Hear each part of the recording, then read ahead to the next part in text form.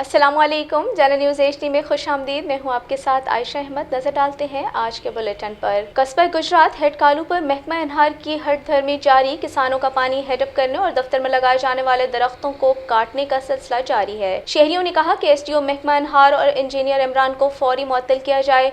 मजीद जानते हैं चौक कुरैशी से अपने नुमाइंदे मोहम्मद कामिल लतीफ़ बट्टू से। कामिल, आगाह करें, क्या सूरत हाल है? जी बिल्कुल। कस्बा गुजरात हेड कल पर महकमा अनहार SDO उमर फ़ारूक और सब इंजीनियर इमरान मजोठा ने तमाम अहकामात मौजूदा गट के हवाले किए हुए हैं, जिसकी ड्यूटी एक गेज रीडर की है, जिन्होंने दफ्तर में लगाए गए बड़े बड़े दरख्तों को काट कर उनकी मोटी मोटी लकड़ियां बेचना शुरू कर दी हैं। दूसरी जानिब इन अफसरान ने अपने ओहदे का गलत इस्तेमाल करते हुए किसानों का मुआशी कत्ल आम भी जारी रखा हुआ है।